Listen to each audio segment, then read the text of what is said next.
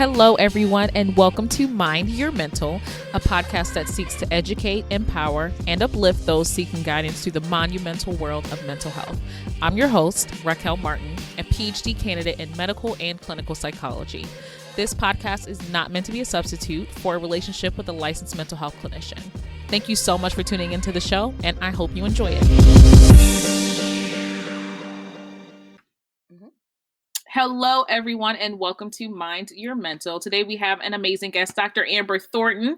She is a clinical psychologist currently practicing in the DC area. She received her doctorate of psychology from Wright State University School of Professional Psychology in Dayton, Ohio, and her bachelor's of science in psychology from the Ohio State. I just love when y'all put the, man. Y'all really do not put the. So from the Ohio State University.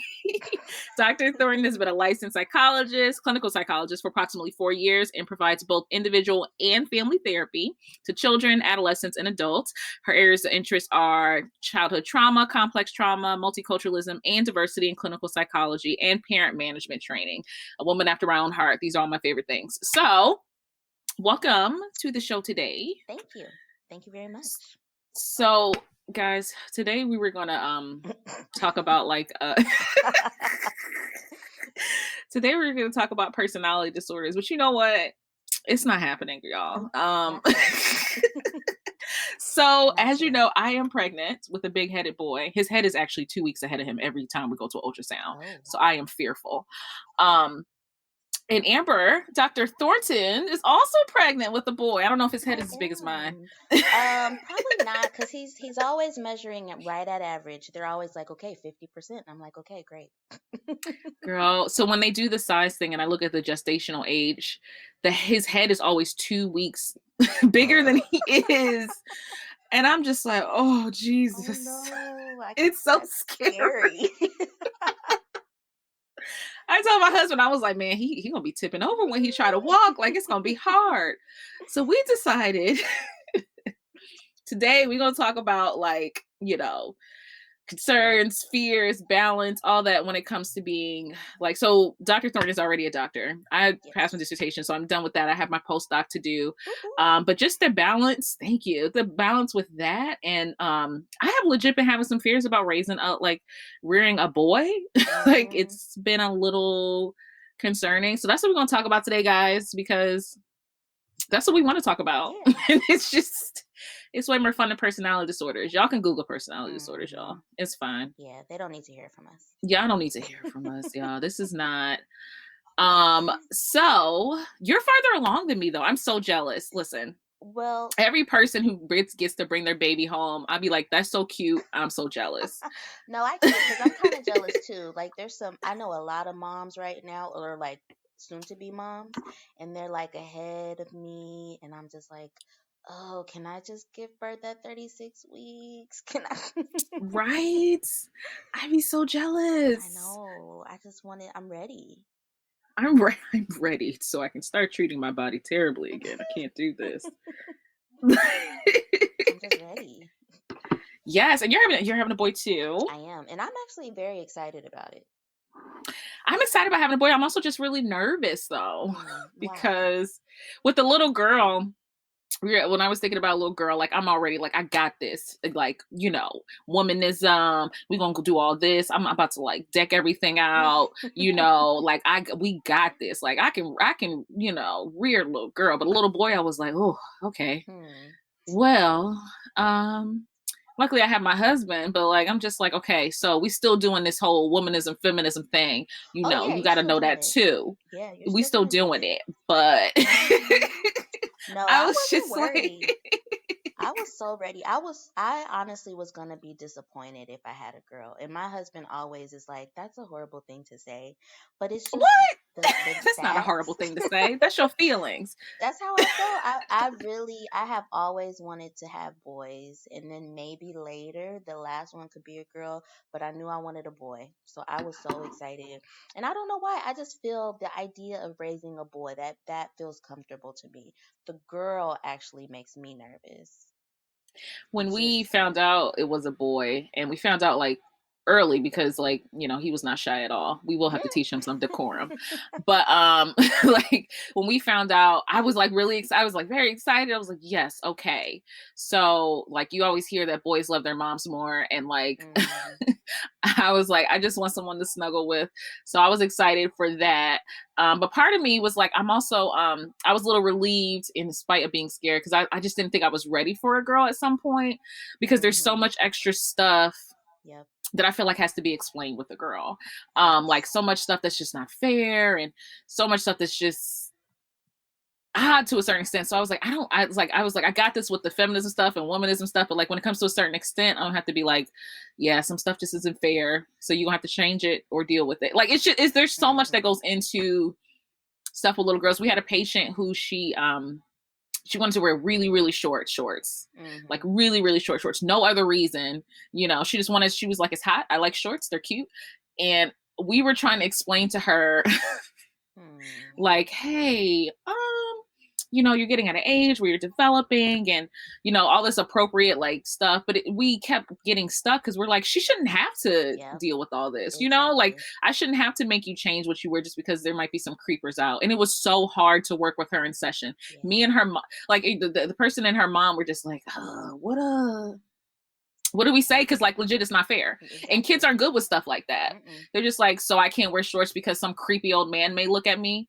Somebody fix the creepy old man. Like I Exactly. should. Yeah. Like, why do I have to change? And that I just know that because I know how I feel about all that stuff. And part of me is just like, I just don't like, I can deal with it with my clients and with other people, but having a daughter and having to face that and then look at her and deal with all that with her, I'm not ready. And I don't know if I'll be ready for that. I I mean, know. that same. I feel like there's just so much to be explained. And for whatever reason in my mind with the boy, it just feels a little simpler. Yeah, I can see that too. I can Hmm. see that. My husband, of course, was very excited for like the whole boy aspect. All his friends have girls, Oh. so I was like, okay, so even if we don't have a girl, I have so many little girls to play with, so I'm Hmm. cool with that. Hmm. Me too. Like, but he is really excited. But I was like, man, it's not really a fear of being like parenting at one sense because it's just like I don't know. We work with kids for forever. I didn't Hmm. study parent management. I know that just it's the thought of being like a mom because I Yeah. don't think moms are just like moms. They're like entities. So Hmm. it's like I tried to explain to him. I was like, I'm not concerned about being a parent. I'm concerned about being a mom. I don't know how to explain it to you. Hmm. Um, but moms are a different beast. Like Yeah. like anything happens, even when we go out. So like when we go look at daycare, they look at me first. I'm Yep. like, there's a whole other parent here. Yeah. Or like when we look at anything that has to go, they're like, oh, mom, what do you think? I don't flipping know. Right. Why don't you ask the dad? I have I no idea. know. And I get that a lot too. And most people who know me personally know that my husband is like the powerhouse. Like anything that happens and it looks like it's done well, it's because of him. And people assume that it's me, but it's like, no, that was him. Like when we researched daycares, he did all that. He researched them and he was like, okay, oh, I'm sorry, not daycares. What did he research? It was something. I was like, okay, cool. You call them, okay, they know we're coming. And then when we show up, they're like, hi, was I talking to you? I was like, no, you were talking with my husband. Right? And so I just, yeah, I think society, there's so much expectation and responsibility put on mom. And in my head, I've been trying to work actually before I even thought about having kids really hard because I knew that I don't want all that responsibility and I don't want society pushing me like that. And so I was like, okay, we're going to get married. Our partnership needs to be equal. You're going to do as much as I do and vice versa. And I will not be the only one parenting because it's just too Yeah. much. It is too much. I feel like sometimes when I'm working with parents and like moms will get frustrated that the dad doesn't know how to do anything. But then when I Hmm. hear their trajectory of like childhood, like birth and childhood to now, because it's important to see how we got there, they were Hmm. never fully like comfortable. They did everything, right? Yeah. So it's like you get to a point where you do everything and then you want to break, but then you can't have a break because your husband or your spouse or whoever, they don't know what the heck to do because you did everything. Hmm. And it's like it's kind of a difficult situation to be in. It's like you're irritated because you want to go out without getting 50 calls, but you handle everything. Like he doesn't Yeah. know where to find anything. So I feel like you on that sense. And luckily my husband was very forthright with like, oh no, we do, like, we see everything as a team, like it's like teamwork. He Amen. was like, oh yeah, no, we're gonna be at everything. Yeah, I'm gonna be at same. everything. And I was like, oh yeah, that's great. Yep. But even when I was talking about I was talking to Amber about this birthing class. We got 2 6-hour birthing classes, dude. I was trying to talk him out of it because it was so long. And I'm sitting there like head onto the side, not really paying attention. He's sitting there taking notes, asking questions, and I'm like, I am a terrible parent. Like I don't. This is just like, man. All right, yeah, I know. Because when you do these classes, at the end of the day, it's gonna be like, but it depends on how your pregnancy is. Yeah, girl. So why just sit here 6 hours for you to end on that? Like what? Yeah, my husband was the same way. He was in there taking notes, and I saw him when we left for the class. He had a notebook, and I was like, "Oh, should I bring paper?" And he was just like, I see what kind of parents we're gonna be." Like he had notes, and even when we were visiting the daycares, he was like, he had pulled out his list of questions, and I was just like, "Oh, I should have thought about that." But I love that about him because again, I just don't want to, I don't want all that pressure and all that responsibility. And because I know for me personally, growing up, I watched my mom do everything, and that always terrified me. And so I knew that that's not what I wanted. And so I think I'm just consciously trying to make decisions between the both of us, he and I, so that we are both, we're a team in this.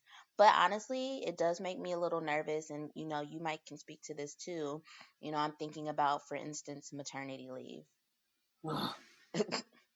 Yeah, that's gonna come. We're both gonna have to deal with it. And so it hit me recently. It was like, okay, this is how it starts.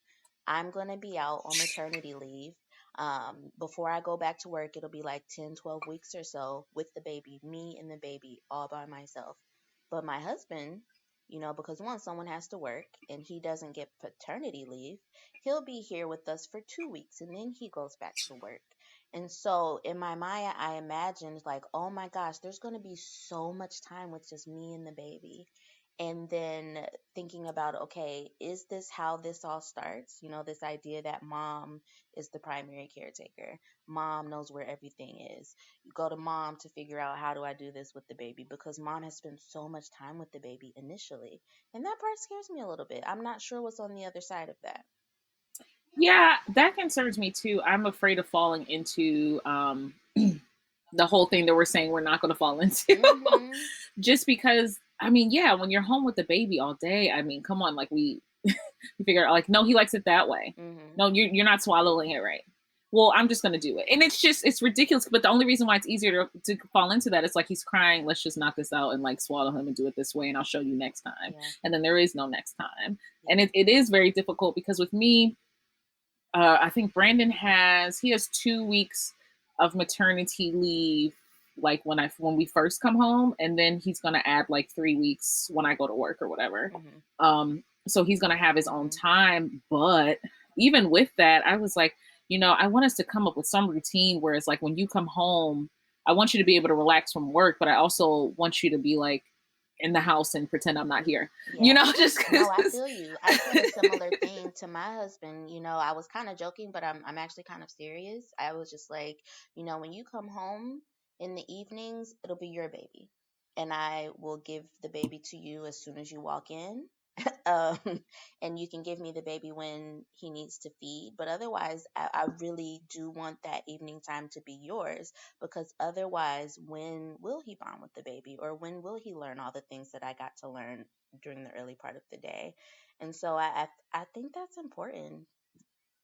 Yeah, I think it's really important. I think it's such a blessing because I'm well aware that everyone does not get to be in a 2-parent household. And especially with having, a husband and who wants to be so engaged, I don't want to take that away from him. Exactly. Like I don't want to invalidate his experience in the way that he learns that things work. Because anytime we're doing parent management and I'm working with 2 parents, and the mom's like, well, I want him to do it that way. And I was like, well, if he does it the other way, does it still get done? Yeah. Well, girl, you have to let that go. Like we Mm-hmm. kind of just you kind of just have to be happy for it to be that way. So like in knowing that like okay, he gets to be in a two-parent household, he gets to have his dad. I really don't want to take away from his own experience. And I feel like Yeah. me being too overbearing, and it's not even too overbearing. No, I'm type A, too overbearing, will take away from that. So that's like my biggest concern. Like I'm gonna like really work on checking myself with that. Mm-hmm. Yeah, Like and I being think like, it don't always like, makes did me he think ask for about. help?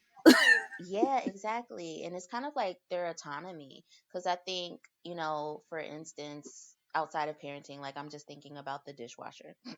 There is a way that I load the dishwasher, and there is a way that my husband does it. And I don't like the way he does it. And I often correct it. But I don't want to do that with the baby because, like you said, I think what I see parents fall into too. Like you said, I think mom maybe because she has spent so much time with baby and you got to know this baby for 9 months, her way might feel like the best way. And there's not a lot of trust in dad to do it his way. But I really am hoping that both of us can kind of trust our husbands to allow them to do it their own special way, even if it's not Yeah, we're like gonna our have to way. check in with each other. Yep. It's like Yeah. how many times did you steal your child from steal our child from your husband today? And I'll be like, I only did it once, and he was doing something real wrong. So I feel like I should be okay with that. Exactly. Yes. We'll check in about that because I know that'll be a Yeah. struggle. Yeah, and I told him I think another struggle was like when I was looking at daycares. Oh my gosh! So when we were looking at daycares, I cried after every single tour. And Oh. one of the tours, I barely made it out the door, Oh. because I was just like, I really don't want to do this. Like when it comes to daycare, I Yeah. really was just like, we put off a lot of stuff for our careers. I'm sure you did too. Mhm. And I was just like, at some point I was like, I'm sick of waiting to have a baby. Like I really I'm not for this. Mhm. So we just go in head first. And then after, and I'm pregnant and I'm looking at daycares and I was like, I don't want you holding my baby when I'm at work. I want to hold my baby. So every single time, and it wasn't like the places were bad. Yeah. The one that I ended up crying at, like when I barely made it out the door, was the one that I was like, I'm pretty sure we're going to choose this one. And it just made me Oh. sad because the person was, Yeah. they were great and they were amazing. But I was just like, yeah, so you will ask questions later. And I just barely made it out the door. But it's just so hard to balance because I do have to go to work. I'm done internship soon, but I have postdoc. And like as Yeah. much as I like put so much energy into creating this being, I put so much energy into my degree. I worked hard for this.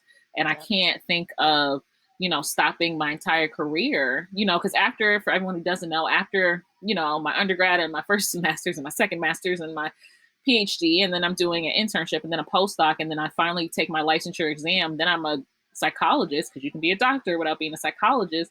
I can't imagine sacrificing that. This took a lot. Like Mhm. Oh PhD, yeah. doctor psychology programs, doctor philosophy programs, they're very hard to get into. Like, so I was like, I Mhm. want to be with my baby, but I also felt split between like, but this is also my career. So have you experienced any similar thinking when it comes to like the balance? Because I know you put so much into your career too, and then being a parent and being a mom it's just so much work. Yeah. Yes. I'm thinking like, where do I even start? Okay, so the daycare thing, oddly enough, and I'm thankful for this, hasn't bothered me. And I keep thinking like, okay, it might change when baby actually gets here and when I hold him and when I get to know him. But for now, I've been kind of thinking like practically, we need a daycare. They look good. Okay, great. We're good. This is awesome. And so the part that worries me the most is going back to work because I really fear that I'm not going to want to go back, but I know that I have to. And kind of like you said, um, I would never just stop working because I put a lot Yeah. into my career. I put a lot into getting this degree, becoming a psychologist. So I love being a psychologist. So I would never just stop. But I know that I'm not going to be feeling it when I go back. I just know it. Like I keep in my head, I keep envisioning I'm going to go back to work the first day. Someone is going to come up to me very bubbly and excited, like, how was it? How are you? How are the baby? And I'm just going to start crying. And Yeah. so, that part, like I'm trying to prepare myself. I'm not going to want to go back to work. And it doesn't mean that I don't want to be a psychologist. It's more so just the adjustment of this is what we have to do. But then also, I think there's this other part of like, before it was just me and I didn't mind working, this many hours or, working through the day like this or having so many clients. But now I have to think about like, oh my gosh, I need my workplace to be somewhat family friendly. And I need, I can't schedule 7 and 8 hours, schedule 7 or 8 clients in a day because now I'm going to be pumping at work and I need to absolutely leave work at 5 p.m. And so those things also really scare me too, because I've never had a problem with, you know, overworking, unfortunately, or, being as passionate and ambitious. And now I feel like that's going to take a hit. And I don't know what that's going to look like. Yeah, I totally feel that. I think um I had the same concerns about wanting to go back to work, and it's just, and I'm still in training, so I don't have as much flexibility. But my biggest concern was like, what is it going to look like when I'm trying to focus on something else and I really don't want to? Or also the fact that like I do consistently overwork myself. Hmm. There's no like ifs, ands, or buts about it. I consistently overwork myself. Like you said, it's not going to be an option to do that anymore. It's just not. Like I will, I'm having a baby during internship. I'm also teaching a class. I'm also like, just finished my dissertation. I'm also looking into like, yeah, and I'm also doing the podcast. Like this is textbook overwork. But it's Hmm. also, I always saw it as like, well, it's just me. That's the kind of way I always saw it. Like my husband always knows that I overwork. I still fit in time with that aspect. But now is a place where like I can't do that anymore. And I don't know what that's going to look like. Like, I've tried to learn how to balance all the million different things I do with just me. I can't imagine how I'm going to balance it when I'm just like, no, when I said you had to be home at 5, no, you have to be home at 5. It's not a joke. This isn't like I got home at 6 and it just made my day longer. No, you have to be home this time. And I don't know how to do that because I have never done that. I have always added on hours of work or worked through lunch or added an extra client because they really could only do this one time and I really wanted to help them. And I can't do that going forward. It's just not a thing. Yeah, I I don't feel know how you. I'm going to balance that. Me neither. I've been thinking about it a lot. Like the other day I saw something about, if you are going to breastfeed and when you do return to work, you have to pump every 2 to 3 hours. And then on my mind, I was like, okay, my work day is 8 to 9 hours.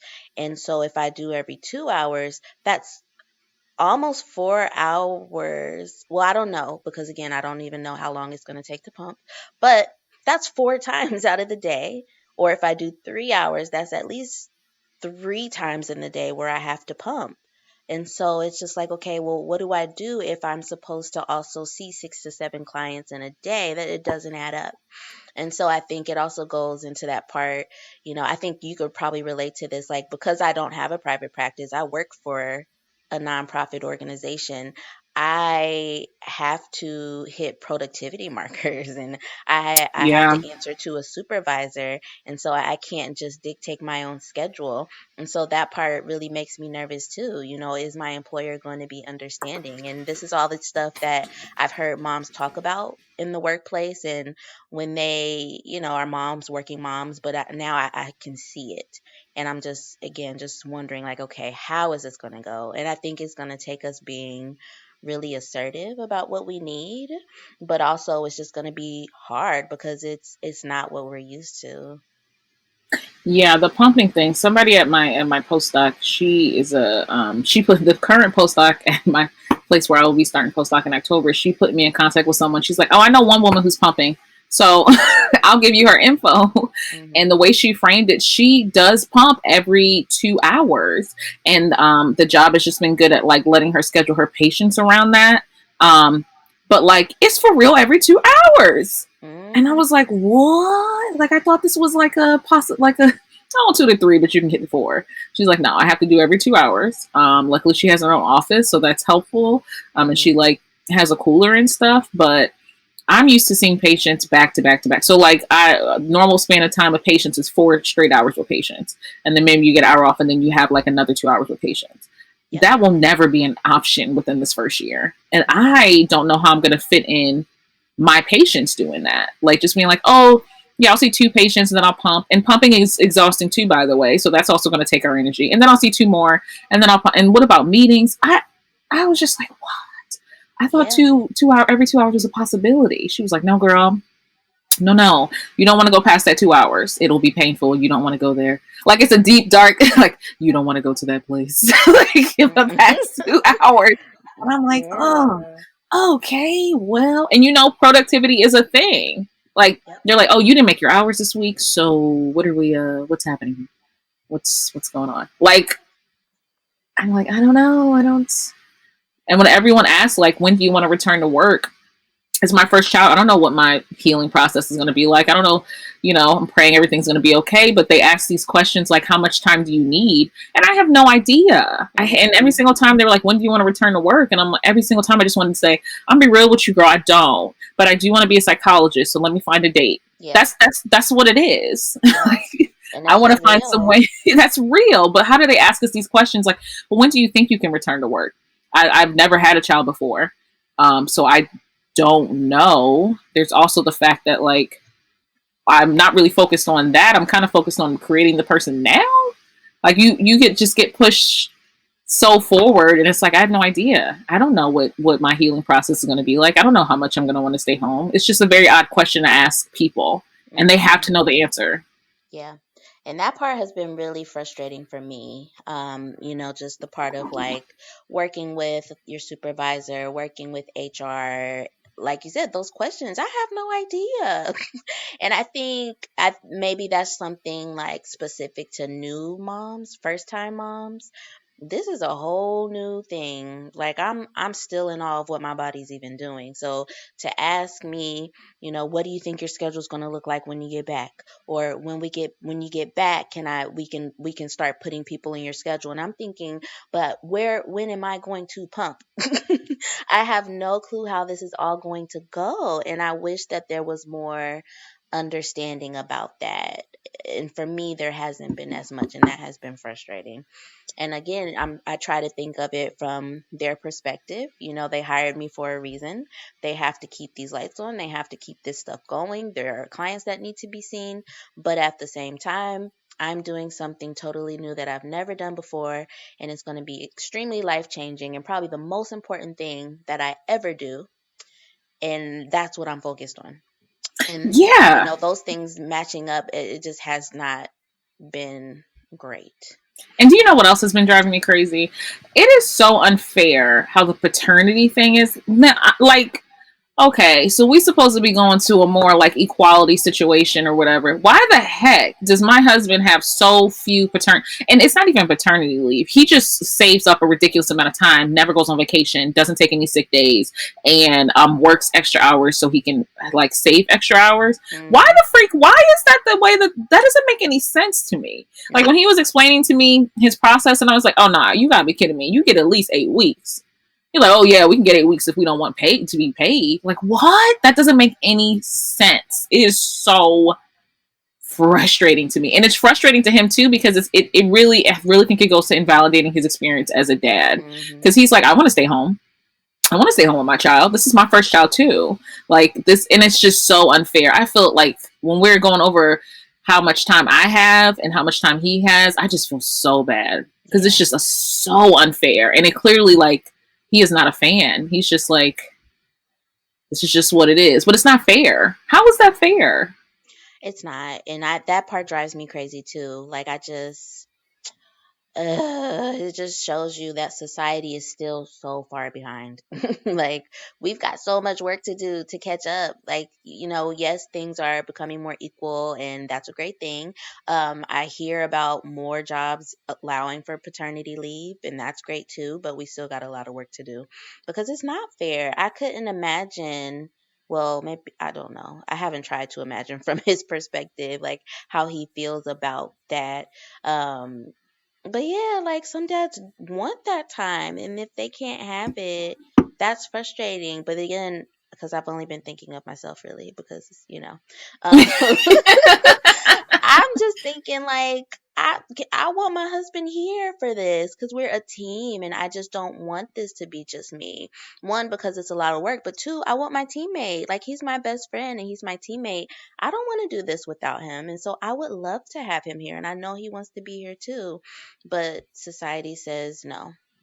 Right. And every single time, like the reason why it came up recently, because we knew that the leave sucked, but like the closer we get to like people saying like you don't have that much longer, and I'm like, stop telling me that, I'm not ready, please stop. Mm-mm. Like when we got back from a vacation with his family, and we had been there for like I think like almost a week, and we got back and this is the middle of the night. He said 2 weeks is not enough, and I said, what the heck are you talking about? He said, we were in Nashville for a week, I only get 2 weeks, and the week went by so fast. He said 2 weeks is not enough, and I was like, Mm-mm. yeah, that sucks. I don't.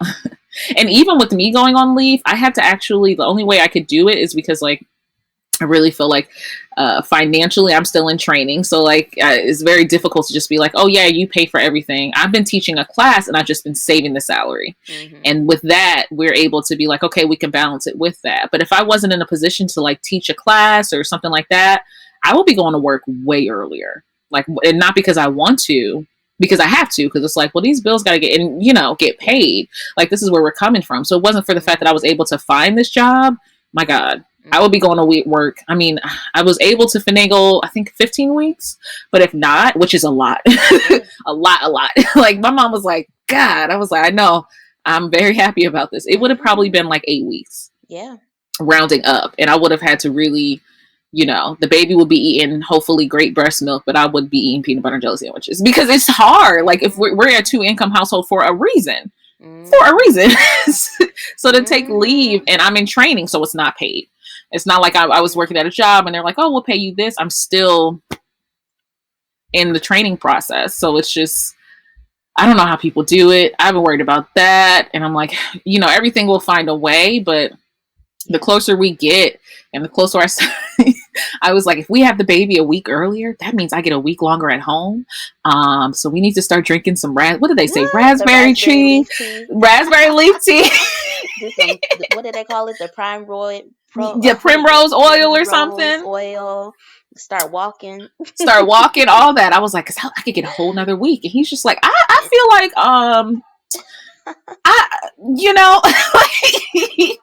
he wants to be supportive, but he's also like, she has lost her freaking mind. Like, I really feel like that's the balance lately. I feel like he's trying to be supportive, and then he's also like, oh no, it's crazy time. It's crazy time.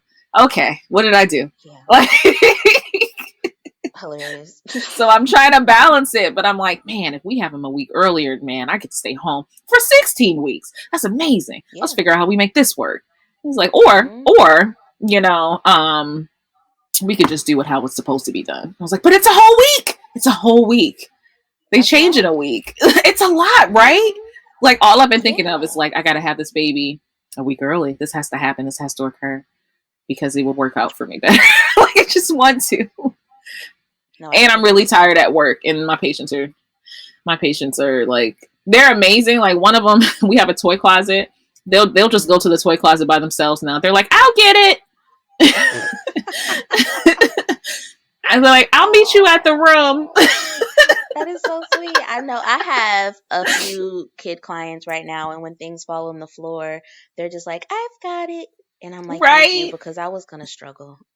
Oh my gosh. But I tell you what is very uncomfortable. I know the birth stories of most of my patients now, and I did not ask for any of this.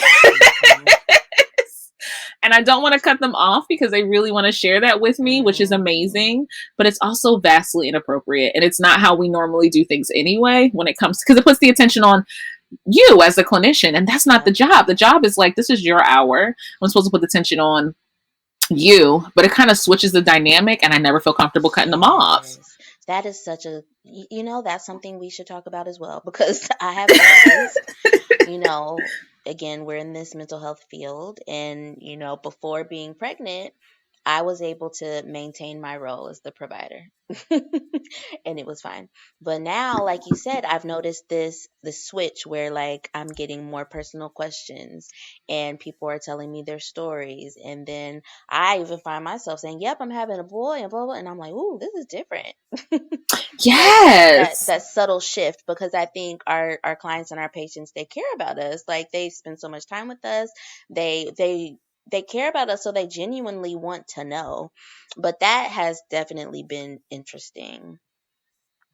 It's been a weird shift. Like some of the stories are great, some of them are traumatizing. Ooh, we Like don't want to hear I those. should not know the length of your rip. Like I really Ooh. can't do it. So I'll just be like, yeah, okay, and I appreciate it. But I'm not getting good at cutting them off. I don't know. It's because it's like I understand where you're coming from with the sharing, or it's the fact that I'm so tired, girl. I'm gonna just let you go. Like I don't know Yeah. what which part it is, but it does cause a shift because I think one good aspect, one part of being a clinician from my dynamic, from my aspect, is like keeping up that wall to a certain extent. Like Mhm. I only do a certain amount of self disclosure because sometimes patients can use it as an avoidance technique, which I don't want Mhm. to do. And also, I also, 15 minutes, especially when you're doing family therapy, is really not that much time. So, like, we really No. need to work on what we're working on. So, I Mhm. really like to keep that up. But lately, it's questions about that, and then I'll, like you said, I'll find myself disclosing more because I've never been so excited for anything in my life. So like Mhm. it is exciting to talk about, like, yeah, I'm having a boy. Yeah, we have the name, we're very excited and stuff like that, but then sometimes it'll just go to the left and I'm like, oh, I lost the room, and I just it's like I lost the room. Like we lost 5 minutes, and 5 minutes you can do so much in terms of processing and stuff like that, and I'm like, I lost it and I Mhm. don't know how to bring it back. Mhm. Yeah.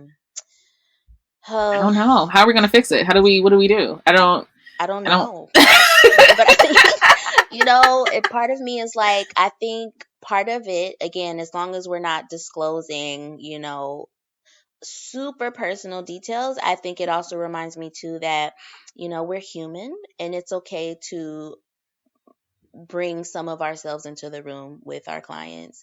And that's something that has always been like a journey for me. How do I be a psychologist, but then also just be my natural self? And so sometimes that means that I might not be smiling as much because I'm tired. Or yeah. that might mean that we might set aside 3 minutes to talk about, yeah, my feet are swollen. And yeah, when I was pregnant, my feet got swollen too. And what works for me is blah, blah, blah, blah. Okay, that's great. But I don't know. It just reminds me of like, how do we continue to be authentic with our clients and patients while also maintaining that line? And I think pregnancy has really pushed that.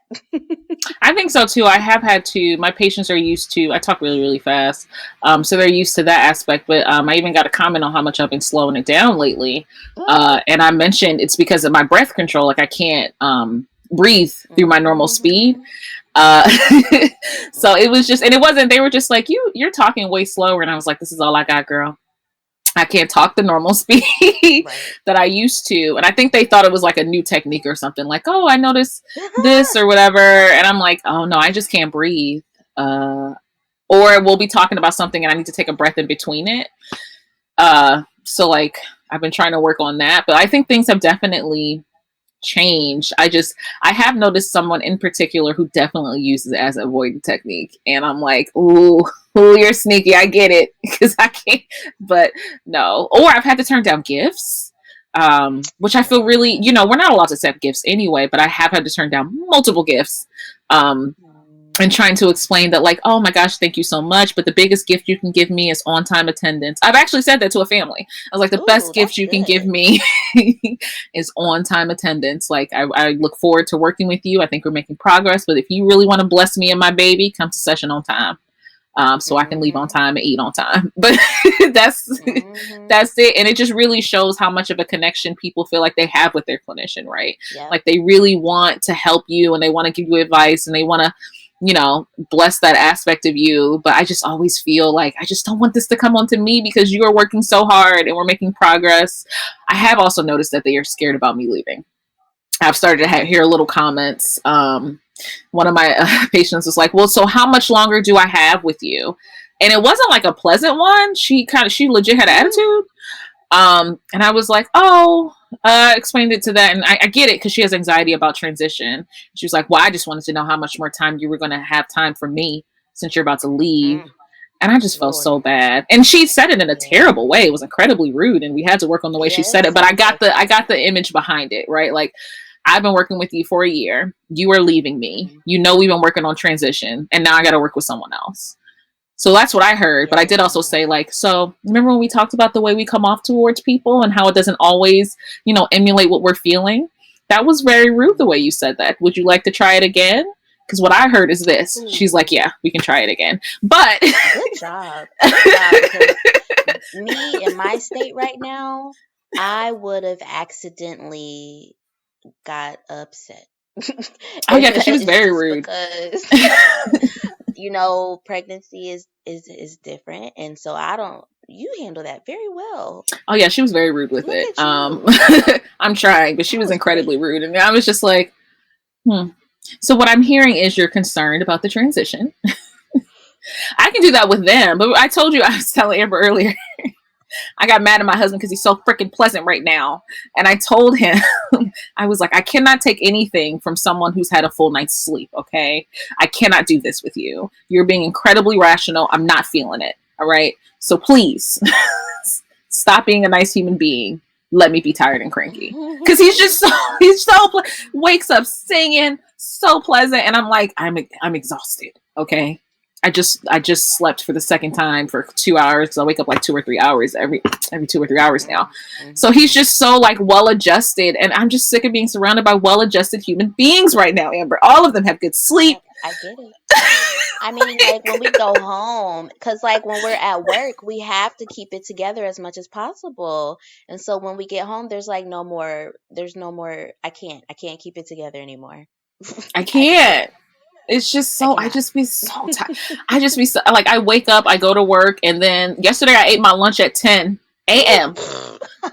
I walked in. I walked into the office. I said lunchtime, and everyone just started laughing at me.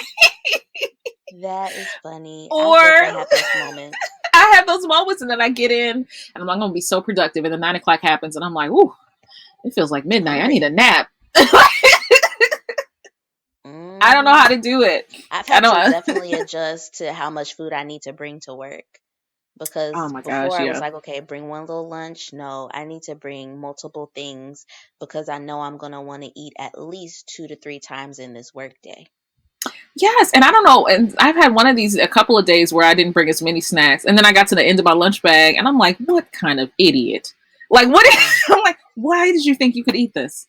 You needed mm, more." And I'm sitting there talking to yeah. myself, looking Like this crazy, is and stupid. this is stupid. What kind of moron only brings one serving of Greek yogurt and some darn hummus and carrots? We're gonna be here all day. This is not Not enough. enough. Not enough. And it's gonna be like that when we're breastfeeding too, because I we're gonna come to work know. and be like, I am hungry. I I tell you one thing I have been thinking about working with like youth and the fact that I'm having a boy and Mm, I have a lot of male patients lately. I feel like there's this thing that comes in. And I wish I could define it. I should probably do research on it, but it's not happening. That has gone. Um, I feel like working with this one population. I work in community mental health.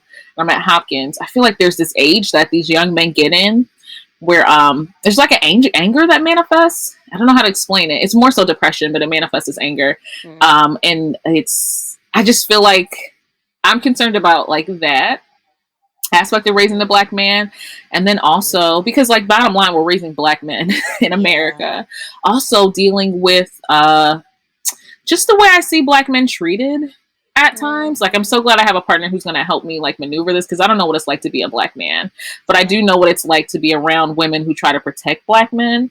And Yeah. having this, person that I'm creating, there's going to be no, there's no more ferocious of a like a feeling than trying to protect your baby, right? And I Hmm. just feel that sometimes just it seems like a lot of these children are labeled so early, like so early. It's crazy the stuff that Hmm. I talk to these teachers about, or the things that they see, or the lack of opportunities that they get sometimes, or the way men in general kind of get stuff framed to them when it comes to women. First of Yeah. all, that's another thing. So lately I've been thinking a lot about that. Like, oh my gosh, like he's not even born yet, but like, how am I going to teach him that boys will not be boys? Boys will be held Yes. accountable for their Come on. actions. Say that Like, again. so I've been thinking about that a lot, like a Yeah. lot. And I think my brain hasn't allowed me to think about it because I think if it did, I would be a lot more nervous. So thank you, brain, for protecting me Well, I and need my brain allowing to me to protect think. me. My brain was like, look, you're going to do one thing at a time. Let's focus on having the baby. But I hear you though, because I think one thing for me, even though I haven't had that anxiety as much, I definitely am very firm about, okay, we are going to parent our boy or boys in the future in a very specific way. And like you said, boys are not going to just be boys. Boys are going to be held accountable. Boys are going to also be feminists. Boys are going to know what Yes. womanism is.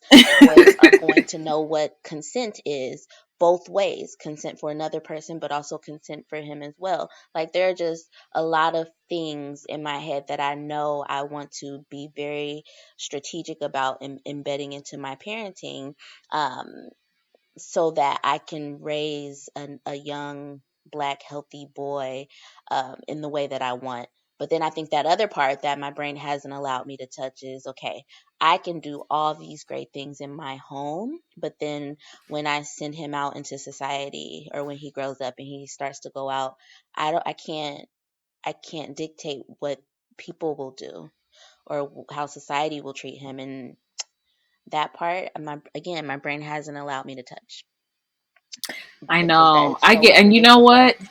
I think you just helped me out with a coping skill. We just got to focus on what we got right here. Yeah, Um, yeah, yeah. I mean, look at to that. be Look at that. Coping honestly, skill look didn't at even coping just skills.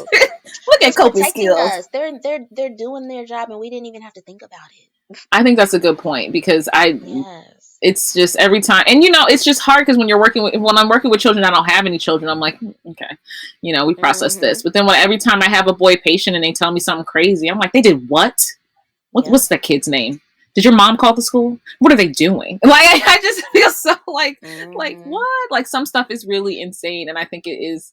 It's like, it's just so exciting. I've for real never been more excited for anything in my life. Like, it's crazy how that and priorities change. Because before I did my dissertation, and I was just so excited about I just remember thinking, like, when I pass my dissertation, I'm gonna be so excited in life. And then priorities have changed, and it's just like, it was okay, but nothing was more exciting than that ultrasound. Like, it's like the joys are Yeah. different. Like, Yep. it's not the same at all. Mm-mm. Things It's have very definitely different. shifted. Yep. And then, that makes me think too. Again, we're kind of saying, the coping skill is focus on what you got, focus on what you can do. But then also, there's this other part of me too that's like, just trust this process. Because if I think about it too much, what you just said about how my priorities are going to change. If I think about it too much, I'm like, oh, so what kind of person am I going to be? Like, am I no longer going to be passionate about my career? Like, how is this going to go? But I just really want to trust the process because, of course, after I have a baby for the first time, that's going to be my priority. And it doesn't mean that it's always going to be my super high priority. Well, it probably will, but things will balance out and shift. And I'm not going to have to work so hard to make the balances and the shifts and the adjustments happen. They're just going to naturally happen. And so I think that's something that I've been telling myself too. Like, don't get so wrapped up in, oh my gosh, things are changing and how will we make them go back? They might not ever go back. But, we're going to learn how to adjust with this new baby, and our routines are going to change, and that's okay. But the adjustments are going to happen naturally, and everything will be fine. Yes, I think that's a good point. Everything will be fine. I'm very excited for like this new transition. Sometimes I like cannot Hmm. believe that like I'm having a person. I Like, know. I I for still real can't don't believe feel like it. an adult still. Me neither. Like, like, I really don't. Like he'll be like moving all crazy, and I'll be like, oh my gosh, like you just I have a person in here. Like, this Yeah. is It still this is feels so cray. abstract. It Like we've been does. doing all this preparing, like baby's room is done. I just opened a box of diapers, hung up his stuff in the closet. I keep talking about giving birth, but like it still all is very abstract. And I again, if I know. if I think about it too much, I don't want to think about it too much because it'll scare me. I think But so too. I get that. I told Brandon, they were like, when we were in the birthing class, they're like, have a focal point, nature, something like that. I said, no. All you need to remind me is that I get to leave this hospital with the baby. Remind me that like yes, we are leaving here with a baby. We did yes, all this work. We get to take home a cute baby. And then I will be like, all right, I got like 50 more pushes. Like I was like, I don't need no hmm nature and no waterfalls. We are going to make some kind of playlist, but I was like, just remind me, like, if I say that I can't do it, say that like you're already doing it. yeah. Oh, exactly. I said If that I to my husband. Yes, I was like, if I say I can't do it, remind me I'm already doing it. That's a good one. exactly, and then just tell me like, listen, Raquel, we're going home with the baby today. Listen, you get to Mm, take him home, so we're going home mm, with the baby. Just do this, and we get to leave with a baby. And I'm like, yes, yes. doing it. Like, this is because everyone's like, Oh, oh, what are you gonna do in that moment? I was like, I don't freaking know. Pass out? I don't know. right. No clue. No clue. It's just No clue. insane. But just thinking about like, oh my gosh, we're gonna leave with the baby. That's gonna be, dude. I cannot wait to. Amber, Amber made this moms group. Oh my god, I love it. I'm so And glad it's that y'all love it because I was like, I wanted to do this so bad because again, I literally know 90% of the people in that group. And so I was just like, well, it just only makes sense. I know so many pregnant people. Why don't I just put them all together? yes. And I was just like, oh my god, it's so much easier. If I have a quick question, I just put it in the group. I'm sitting here like, what kind of breast pump? Boom, done. Like what? hmm Does anyone like? And then I use one of the resources somebody put up there. Like it's just so much easier to have that hmm support system because I think there's like a mocha Yes. moms around me, but I haven't found it yet. And I honestly don't have the energy Mm-mm. to look it up. But it's just so cool to have that because I think that's the biggest thing that I'm gonna I'm gonna need is gonna be like, hey, um, I just really need a congratulations for the fact that I showered today. I know it's not a big thing, but I really want someone to congratulate me hmm on And this we'll be because there and we will be like, you know what, Raquel, congratulations, because girl, I haven't showered yet. And you inspired me to go shower. So thank you and congratulations. That's why that's all I'm support gonna is so need. important. Support. Because And it's I guess like, that's another thing too. Like support. So for me, because again, I've been so like independent, driven, ambitious, all that. And so along the way, some of my social circles and social being fell by the wayside, unfortunately, just because, we had so much to do in terms of getting yeah, this degree and graduating. But now with this, like, there was something in me that was just like, yo, Amber, you need to get your supports up. Like, what are you doing? And so, like, I am not a social person. I'm very introverted. But throughout this pregnancy, I was just like, okay, I need to connect with this woman. I need to connect with this group of women. I need to bring all these moms together so I can have support here. Like, I've been so invested in building personal relationships because I just think that's another shift too. Like, I'm going to need some support. And I know that other new moms are going to need support too. So we really need to be supporting each other. yes. And I also want like so many play dates. Oh, I me told Brad, I too. was like, so we need to Yes. figure out the whole play date thing. I need socialization. hmm I'm just like, the one thing I hope I don't go too overboard with is like just my psych mind when it comes to parenting because working primarily in child and adolescent psych and working with people who like do behavior management, I really need to turn off my like clinician mind. So I'm hoping I do well with that. hmm Because at one point my husband was asking something about the child being him being a daycare and attachment, and I just gave him like John Bowlby's book that I have on attachment there. But if anyone doesn't know, he's like an old school attachment scientist, and he read it. But I was just like, I already know this. Here's the answer. I really just want to be able to turn it off and experience it. But I feel like Yes. that's going to be difficult for me too because I'm going to be like, well, technically the APA actually did just come out with guidelines regarding screen time. I don't. So we don't really have to guess because it's science. But like I really, I don't want to be Yes. that guy. No, I feel you. Like, because there's so much stuff that everyone's like, oh, who really knows the answer? Oh, well, we do because we do science on it. So in this high impact factor journal, actually, you shouldn't be doing it that way. Like, like I just Yeah, like, no, I get, and I've been telling myself like I just want to fully be a new learner here because I'm so used to being the person that has all the answers and I know everything. And so I've been trying to prepare myself like with this, you probably won't know everything and that's okay, but I don't want to know everything. I just want to like throw myself in, be okay with not knowing and be okay Yeah. with people not coming to me for the answers. Yeah, so I need to get to that space. There's only certain things that I'm very much like, if you do this, I will sue you. Like, for example, screen time. I'm not a big fan of it. And Oh. the daycare said at some point they do like screen time, like when they're older. And I'm like, yeah, so we're going to opt out of that. Also, I told the daycare I'd be bringing my own books. And I told them that they could keep them. But Oh I noticed yeah. that there weren't very like many books that look like my baby. Mm, So I was like, you guys can keep them, but I do actually want these books read to my child as well. yes. So, and my Yeah. Brandon's just looking at me like, you're going to bring your own books? I said, did you see any cocoa colored babies on these books in their library? No. Okay, well, we have a brown baby. He needs brown books. He does Like, need brown books. exactly. So certain things, I'd be like, And yeah. actually, now that I think about it, I haven't, like, in all of my interactions with, like, daycares and pediatricians, and I haven't told anyone that I'm a psychologist. And Oh, I haven't told anyone so, either. yeah, I haven't even, like, at all, because part of me is like, I don't know. Actually, I haven't even thought about it really, but I could see now that you say that, how am I going to do that? Like, if I know that there's a certain way to do things because of my psychologist self, like, am I going to hold that back? Am I going to be like, actually, hey, let's try this? Or like when my pediatrician suggests something and I'm like, actually, you know what? Based on what I know about parent management training, blah, blah, blah. blah. Like, I mean, that'll that's be our job. interesting. Like, we legit consult with doctors about that stuff All all the the time. time. All the Because I do time. know the limitations of their expertise in that situation. I'm sorry, but I'm not. No, no. Like, it's just.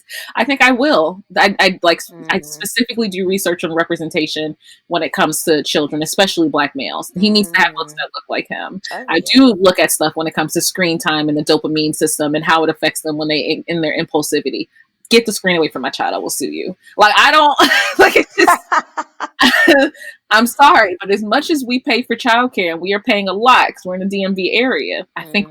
think my requests can be adhered to. Now, luckily, my husband will be here to rein me in and says, Good. Raquel, you can't keep threatening to sue people. I'm Mhm. sure, but certain things, representation, like representativeness of like books and stuff like that, and then just the access of media, like it's you guys just really don't know how much it's modifying their brains at such an early age, and I really need you to stop doing it. I don't like. I even told my dad, I was like, listen, I know how you watch my other grandson. If you show this grandson, a tablet, I'm gonna have to ban you from seeing your grandson for a while. I don't know what else to tell you. Like, because my nephew has a tablet and he loves it, but he's not my child, so you can do whatever you want. But no. Mm-mm. Yeah. Mm-mm. Ooh, that makes me think of a whole other topic, and I don't know how much more time we have, but that there's just What, so many grandparents? things. Yes. I feel like we could create a whole new podcast on all the things. So my That mom, she gets it. She gets it. My dad is a firm like, okay, okay, I'm gonna do what I want. Oh, So yeah. And that I part don't makes me know. nervous. That makes me nervous because I think I could see myself being a lot more firm with grandparents than with like other providers or other professionals. I'm just like, okay, yeah, whatever. But with the grandparents, I could see myself being like, okay, this is how we're doing it. And if you don't do it this way, you won't see your grandson. And then my husband will have to rein me in. Like, Oh yeah. Amber, you can't threaten that they won't see their grandson. I'm gonna look at him like, yes, I can. I just did because I think I don't. Yeah, that part just does make me really nervous. Well, it's different for our parents versus their parents, right? Like, so with my parents versus like my husband's parents, because like Hmm. that's not my job to tell my husband's parents what to do. Like, he Yeah. knows the rules and stuff like that. But with my parents, I've had to have a whole conversation with my dad about corporal punishment. Like, it's not a thing. Nope. Don't do it. Not in my house. And I'm not playing. You will not see. Like, I'm not. And I'm not joking. Like, you will not see my. Let me find out, sir. And I will call my dad, sir. Like, sir. No. No, I don't believe in that. The screen time thing is an issue. Even like food. My biggest concern is the food thing. One of the Oh things my is like, gosh, yes. Be like, well, while you were gone, I put some cereal in his bottle. Like, what? girl, why Who is that a said? thing? What are we doing? Like I No. Or, like my jeez. the cereal in the bottle is gonna be a thing though. You know that's gonna be a thing. That's gonna Ugh, be a thing. I know. Or even because my mom didn't breastfeed and my mother-in-law didn't breastfeed as well. And I know that that's my plan, but I just have this fear that one day one of them, like if they have the baby, I'm gonna go pick the baby up and they're gonna be like, well, I gave him a little formula because I wasn't sure. And then I'm just gonna like be livid. I'm gonna pass out. And how do you tell your mom, listen here, woman. I Right. told you. Like, like how do you how do you I do don't that? know. I don't know. At one point I told my mom that like my husband and I were thinking about being well, I'll probably be vegetarian, but like vegetarians. Mhm. And I told her I was like, and my child will be a vegetarian too. This woman said, not when he comes to my house. I said, Ooh. what? I said, Mom, you can't do that. She said, okay, sure. But it was so sarcastic. I Oh, was just like, jeez. what? You can't do that. If we don't eat meat, No. Mom, we don't eat meat. Okay. And I try to think about it from their perspective, and it's really hard. But I try to think like, I don't, what is that about? Like this, is it because their babies are having babies and so they feel like they don't have to adhere to what we say, or is it, I don't know what that's about. I It's really about the fact don't. that parents can get away with murder. They can do whatever they want. Ah, There's that's one what it thing I make is. this joke all the time. Like I can't wait to be a mom because I'm gonna be able to do whatever the heck I want because because my like for real. There's a certain level of challenging that does not happen when it comes to my mom. She's my mom. There's a Mhm. certain amount of like sometimes logic that goes out the window, even though I think Yep. I'm right because she's my mom. I'm like I can't wait to be a mom because apparently you get to do whatever the heck you want unless it comes to your Yeah. mom. Because sometimes I'll be like that's not. For example, my baby shower. I'm living close to Baltimore. I want the baby shower in Baltimore. I don't want to have to drive too far. We're having the baby shower in Delaware because that's where my mom wants it. That doesn't Ooh. make any sense. Hmm. Does that make sense? No. It's No. it's my baby shower. I really thought I would win that one. Nope. And it's just like, well, all right. It'll just be in Delaware. Oh my. Okay. It's absurd, but it's just Yeah. like it's my mom. So like, what am I? It's like, what am I going to do? Go back and forth with my mom if that's what she wants? I mean, she wants to celebrate her grandchild, but in the back of my head, I'm like, yeah, but girl, it's your actual child. It's like, that doesn't Mhm. matter. I can't wait because the corporal punishment is something. Yeah. I don't play those games. And the screen time is something that I'm just very, very, very, very strict about, like for real. Like we have a TV in our bedroom now, but we're moving it out of our bedroom because I don't, I'd rather have them in the communal spaces so that he gets used to like, oh, TVs aren't in bedrooms. They're just not. Yeah. Good job. I don't know. Yeah. And I that. know it's going to be a thing. I know there's going to be at least one span of somebody not talking to me. Mhm. And that just might how it is, and that's because we're gonna be mothers. We're gonna be fierce. We're gonna be protective, and I guess the person involved will adjust and they'll learn. Yeah, but there's also the science behind it. I just And people don't like science. they don't. And it's like the one thing about science is it's right whether you believe it or not. So like I'll be like, okay, They don't Dad, like science. if you can show me how your route with the screen time is way better than what I'm saying, that's fine. Also, I'm just gonna give you these 3 citations. And I'm gonna need you to read them and then tell me you're still right. I just can't like my mom, I don't have any concerns when it comes to my mom because she knows how I am. I am a replica of her, and she knows that if she does Mhm. something that I don't want to happen, she's not seeing her grandbaby. Period. There's no question. She knows that. My dad, however, will be like, I mean, Raquel, listen. I'll be like, I mean, we'll see you next month. Don't come back. Like I don't. Yeah. It's just I he's mean, just way more honestly, lax. that's just how it's gonna be. That'll be a very interesting, and I can't wait for us to touch base on how those things go, I know. because it's gonna be be like, guess what, moms, guess what, ladies, told the grandparents they can't see the baby. We'll Like, see what happens. somebody's at my door. I think it's my mom. she just drove down here. Because it's like, what do you do? It's like you're a parent, but they're your parent. Like, what do you do? Mhm. You just say, well, it's like, I'm sorry, mommy, mom. I really think that I should be able to do what I want with my child. And it's like, even as I'm saying it, I don't believe it's gonna stick. Like, Well, so maybe because I've also been hearing a lot about this idea of like, yes, we are giving birth, but the process of giving birth, we are being born as mothers, right? yeah, And so maybe there's something about that process that will kick in this new level of assertiveness and audacity and all the things that will allow us to say what we need to say to our parents that we don't feel yet. yeah. But what happens, right? What if it's not your parents? What if it's your husband's parents? Oh, did you say your husband's parents? Yeah. Oh. What do you do then? Because I am Yeah. not, I will never, like, you have your parents, you have a comfort level, but I will never feel comfortable telling his parents that that's it. Just to me, no matter what, it's going to come off as rude. Well, so I understand what you're saying, but for me, I think how do I say this? I'm prepared to tell my in-laws, that look, this is what we're doing, and if you can't get on board, this might mean that you can't see the baby. And so I think in my head I feel that way now. We'll see how it goes when it actually happens. But I think again it's just that, you are mom. You are that baby's mom, and moms are to be respected, and I think there's just going to be something about you being born as a mom that day that is going to something is going to kick in, and you're going to be like, "Oh, these are my in-laws," but also they have to respect our parenting approach. And I feel like your husband is going to back you up 100%.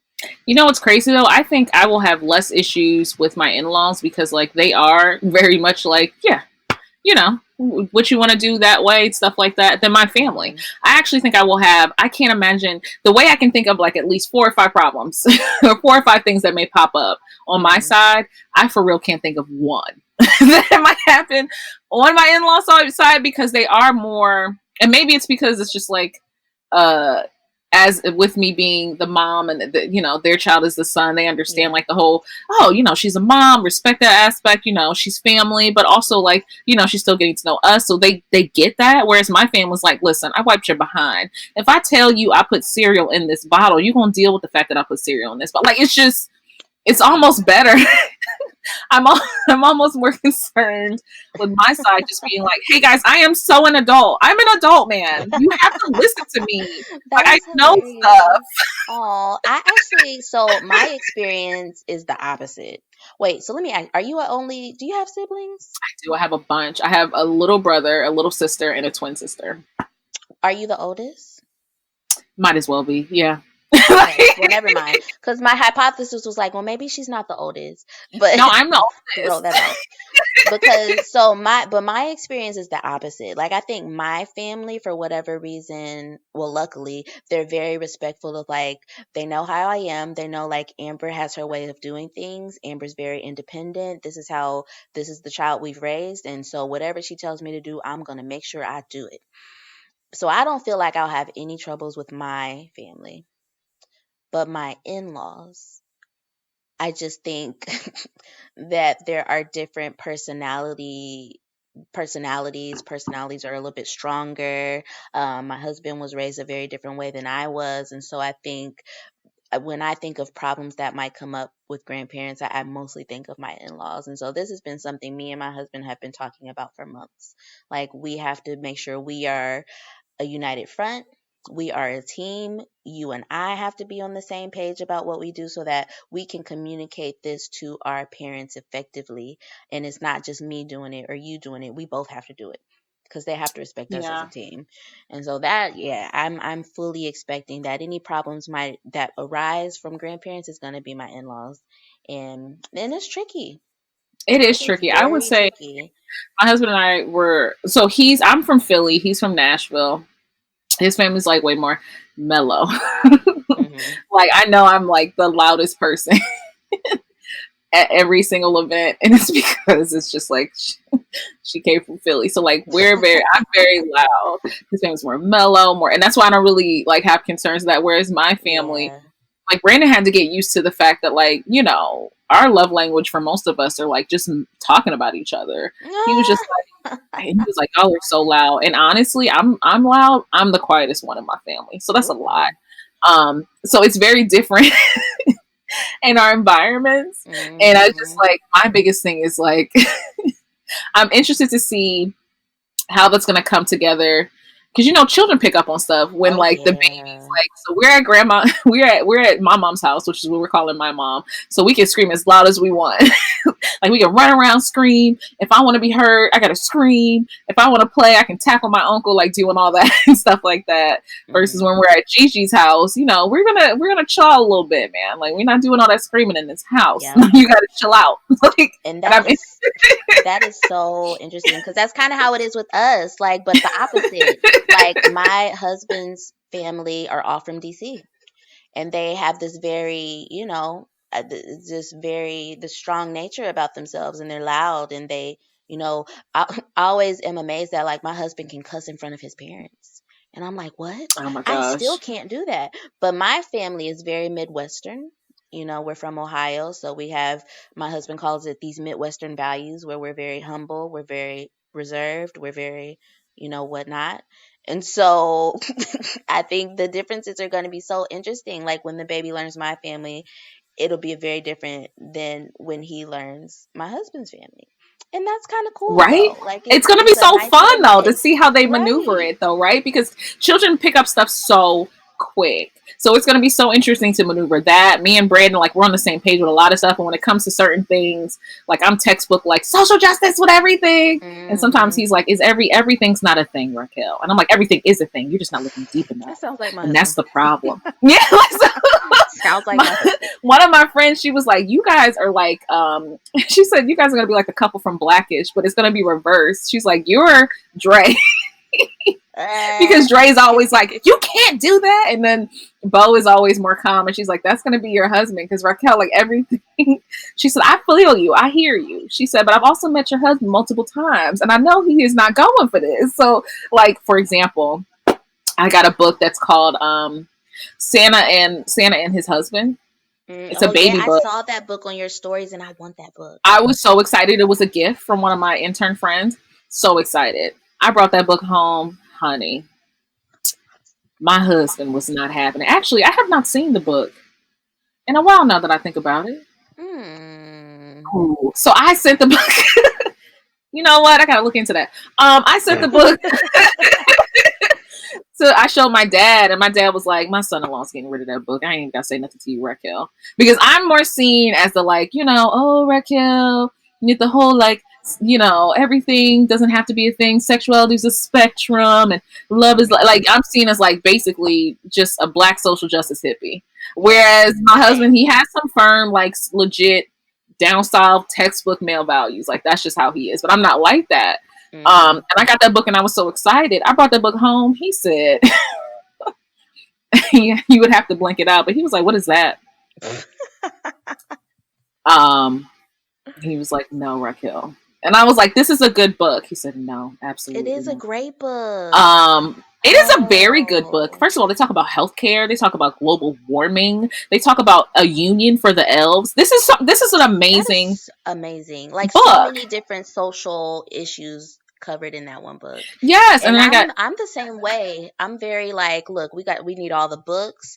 We need all every social justice, anything, it needs to be embedded into our parenting. And my husband is, for the most part, he has incorporated those beliefs and ideals, and they're in him, but he's also like, but do we really got to do all of that though? And I'm that's just how like, I feel like my husband is. He's like, listen, man. it's like he's not against it. He fully believes and understands, but he's like, but does it have to be a thing? And I'm like, yes, because it has to be a thing because it's not incorporated in society, so we have to make it a thing until it's a thing, until it's Yes. no longer a thing. It It's has to still a thing because it's not a thing. This is so confusing, but I I get you. get I it. hear I you. get you. I feel you. Poor husband. I feel like it's exhausting because he'll be like, yes, but here's the thing.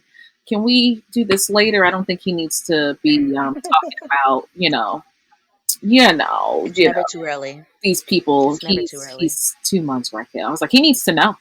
Right, you need to He talk needs to about this, know. and it's just so funny because Start. Why not start now? I can't wait to see how we maneuver stuff when it comes to like certain things, punishment wise and stuff like that. Certain things I'm way more lax on. Hmm.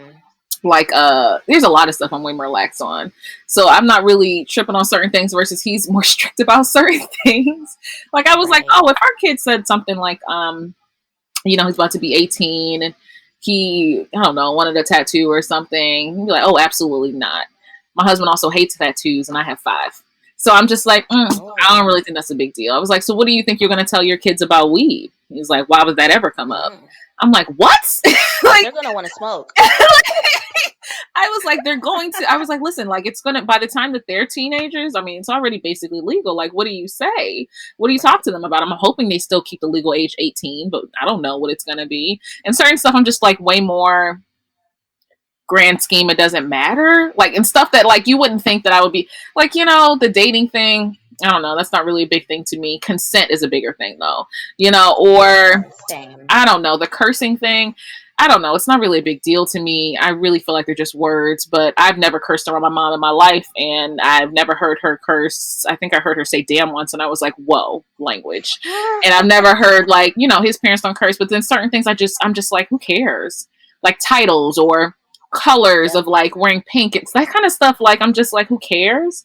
Whereas Yep. he's like, I was going to register for like this coral colored onesie. And he said, that's pink, which I should have known meant no. Like, I guess I should have known pink meant no. Like, and Yeah. other stuff, I'm He'll just like, get. who cares? I feel the same way that you feel, and maybe your husband will come around. I think he will eventually, but I think it'll just be he's going to come around through the experience. I think a lot of times, Yes. a lot of individuals think you're just going to read about something or hear about something and you're just going to come around. But I think it's through the experience of having a child who just may love pink, Yes. or having a child Exactly. who likes soccer but also likes like princess movies. I think there's nothing that helps you develop more than being in that experience, because I can never hear him saying you can't wear pink because it's a girl color, because he would never say that. He would just be Right. like, okay, but you have to have that experience first, because I can Yep. never imagine him saying, oh no, boy, you can't wear pink. He would never say that. He's like, you can do whatever you want. Yeah, okay. What shade? You want magenta? I mean, which like, like, but but coming from me, Yeah. his wife, he's probably just like, yeah, this is another one of your things. This may never come up. But I think when you're rearing children, especially little boys, and we put so many norms on them, it's so interesting for men, I think particularly men, to see how much comes out, how much like they probably didn't know was kind of normed in them. That, Yep. and when you have a child, nothing is normed in them unless you do it. So they Yep. really may just decide that like, oh, pink's my favorite color, Mhm. Mhm. or blue or whatever. But it's just Or like, purple. or purple, right? But it's just so interesting, and being around as two people who like work with kids, I'm like, that's not how it's gonna happen. What's gonna happen is he's just gonna decide to pick something because it looks fun, or his friend's doing it, and his friend he just saw it on a flyer. He Yeah. may decide to be a princess because he wants to be a freaking princess. It has nothing to do with gender. It just has to do with like, princesses That's what have he way more wants. attachments than this stupid G.I. Joe outfit. I want more Mhm. attachments. And it's just, I Mhm. can't wait to see it. Like, as much as I'm excited about being a mom, like, how cool is it to be like, I'm creating a person with my best friend and I get to watch them become a new person. Like, Yes, that's that so is really cool. cool. That is really cool. I love that part. Like that part sometimes is just like, wow, I get to create this person. Well, we've already created this person, and then we get to like parent this person together. Like that part I'm really excited about. Yeah, you get to watch them become like a whole new person. I think that's so cool, man. Because I can't wait to Mhm. see like how everyone is as a dad. Because like you're already a great spouse, so like as a dad, like this is gonna be so fun. Like, Yeah. okay, I think I took up all your time today. This was so fun. This was so much more It fun than was personality disorders, fun. We'll dude. have to do a part 2 We do when the have to do a babies are part 2, here. especially when Yeah. like I walk in the house and my baby has a tablet. It's gonna happen. Well, I already Yep. know what's gonna happen. It is. My mom's gonna leave the Yep. house for like 10 minutes. And then she's gonna leave my baby with my dad, whom I love to death, but I know him. I love him so much, but I do know him as a person. And I'm gonna come in, and he's gonna be like, her mom's gonna be like, oh my God, Raquel's right behind me. Please get rid of it, get rid of it, get rid of it. Oh Lord. And we're gonna be, I'm be like, Amber. We'll debrief. We'll debrief, and we'll do a part 2 when the babies get here of all the things, the crazy things, the things the grandparents are doing, all that. How many more weeks do you have? Because you're almost done. So I'm 36 and a half weeks. Oh my gosh, I'm so jealous. 3.5, but you are what? I'm 3 weeks behind you. Yeah. Okay, you're 33. You're almost there. I know. Almost there. Okay. And we can do, because I've always known that we live in the same area, not super close, but we definitely need to schedule a play date. Yes, and it's gonna be fun. All right. Yeah. So thank you so much for coming onto the show, guys. You can find us anywhere you find a podcast, reminding you to be kind to yourself. Are you taking your? Well, no, she's gonna be on leave, so she's not taking new clients. But I will put But I will put where to find her on Instagram. But she's not taking new clients, y'all. I'm sorry. So that's not going to be in there. But thank you so much. Thank you for having me. I loved it. I loved it too. And you enjoy the rest of your day. I'm going to take a nap. Thank you. We're going to go see Endgame. So. Oh my God. I can't sit through that. That's amazing. I know. Yeah, we'll see. We'll see. All right. Thank you. Thank you. All right. Bye.